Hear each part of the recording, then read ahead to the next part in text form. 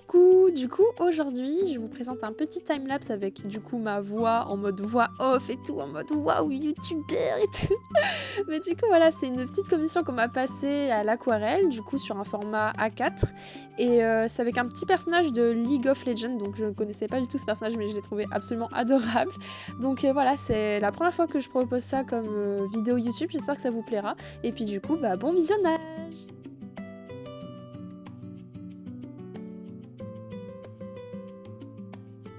Donc en première étape, j'avais besoin de refaire le croquis sur une nouvelle feuille parce que du coup la feuille initiale où j'avais le dessin, c'était une feuille vraiment d'imprimante de pas bonne qualité et du coup j'avais besoin d'avoir de nouveau le croquis sur la feuille finale où j'allais faire le dessin à l'aquarelle avec du coup une feuille vraiment de qualité en 300 grammes et tout qui supporte bien l'eau. Donc voilà, la première étape ça a été de décalquer au final le dessin que j'avais fait dessous.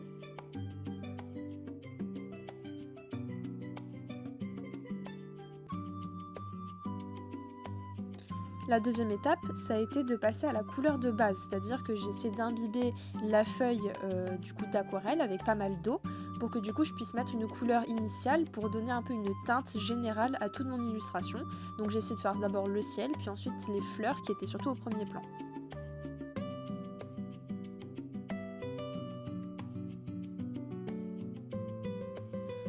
En troisième étape, j'ai surtout voulu faire les nuances dans le fond. Alors c'était pas vraiment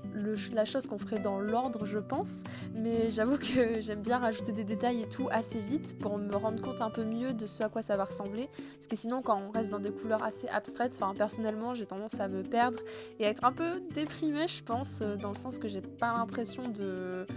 voir le dessin avancer et de savoir vers où je vais. Donc c'est important pour moi de mettre des petites nuances à droite, à gauche, dans les fleurs, dans le ciel, tout ça. Quatrième étape, donc là c'est les couleurs du perso, donc c'est pareil, c'est quelque chose qu'on aurait pu faire de base, que j'aurais pu faire de base, en mode mettre les couleurs directement de base, puis ensuite faire des détails, mais moi j'avais envie de faire ça séparément, puisque le personnage il a des couleurs très claires, notamment du jaune, donc j'ai préféré laisser l'espace du coup pour mettre le jaune après coup, et du coup voilà, c'était la partie où j'ai pu mettre les couleurs de base du personnage, même si j'ai oublié la fleur, mais bon ça c'est pas grave. Ok, cinquième étape maintenant, c'est les détails à l'aquarelle. Donc en gros là je viens vraiment ajouter du détail plus précis, notamment dans les fleurs où j'avais quand même pas mal de taf pour montrer qu'il y avait pas mal de fleurs dans le tas. Je pense que c'est ça le plus dur au final, c'était d'arriver à ne pas avoir juste une grosse masse, mais réussir à détacher quelques petites fleurs qu'on puisse comprendre un peu de quoi il s'agit. Et puis ensuite j'ai rajouté bien sûr des variations dans le ciel, j'ai essayé de m'amuser à mettre pas mal de couleurs différentes au final. Dans le ciel j'ai pu y mettre un peu de violet, un peu de... je vais dire de bleu, mais oui, le ciel est bleu, donc... donc voilà, mais bon, j'essaie de mettre du rose, un peu de jaune aussi, et de manière générale, ce qui est pas mal à faire, c'est essayer de combiner un peu toutes les couleurs ensemble, c'est-à-dire que le personnage est jaune, majoritairement, mais du coup, j'ai essayé de mettre des petits reflets roses pour voir que c'est un peu comme si la couleur des fleurs impactait la couleur du personnage, ou à contrario, j'ai mis peut-être un peu de jaune dans le ciel ou dans les fleurs, pour que du coup ça lie un peu toutes les couleurs entre elles, qu'elles soient pas trop, comment dire, qu'elles aient pas l'air trop indépendantes et qu'elles puissent un peu former une sorte d'harmonie. Donc voilà, ça c'est le travail où c'était le plus long à faire je pense, de venir ajouter plein de détails sans pour autant en mettre trop, parce que du coup quand on surcharge de détails, après c'est difficile je trouve pour l'œil de rester focus sur le plus important. Et donc là, moi le plus important c'est surtout le personnage, mais voilà, c'était pas évident de réussir à surtout charger le premier plan au niveau du détail des fleurs et petit à petit dans le fond essayer de mettre de moins en moins de détails et du coup de laisser l'illustration respirer quoi.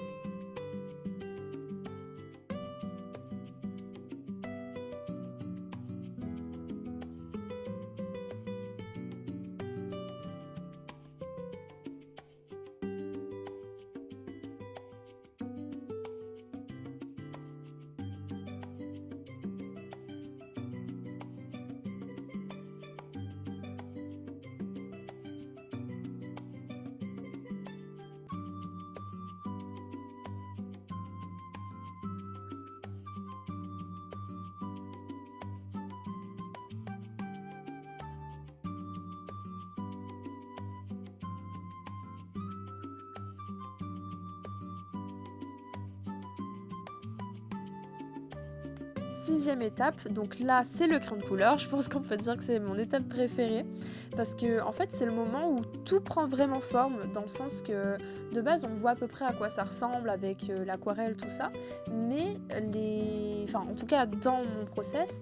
les limitations de chaque zone ne sont pas claires, et du coup c'est le moment où ça apporte aussi du contraste, parce que surtout à l'aquarelle, l'une des choses les plus dures je pense c'est d'arriver à foncer le dessin,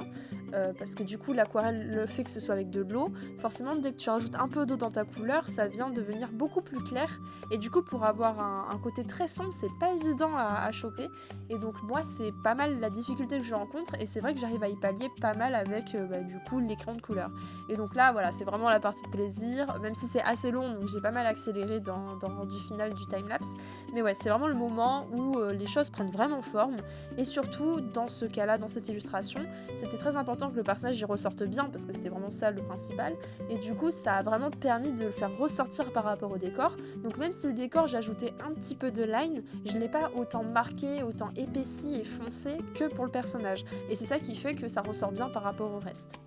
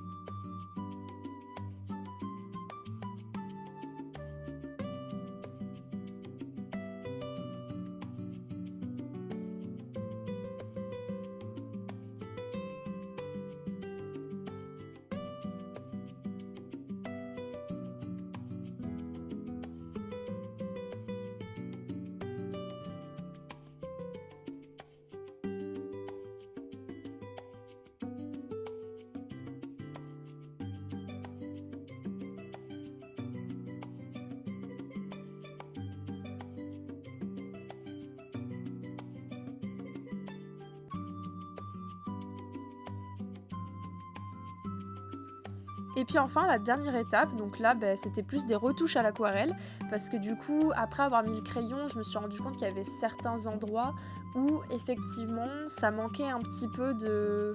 foncer un peu le truc, où il y avait certains endroits qui n'étaient pas tout à fait finis, donc là hop j'ai repris mon aquarelle, j'ai fait un petit peu par dessus, pop pop pop, et puis enfin la touche finale ça a été le crayon blanc. Là j'avoue que j'aime bien rajouter des petits réaux de blanc pur, et du coup c'est plus pour les reflets, des petites particules à droite à gauche, et du coup voilà, pour ce faire j'ai utilisé un crayon à base de gouache blanche, mais du coup il y a pas mal de crayons blancs faits pour ça, donc voilà.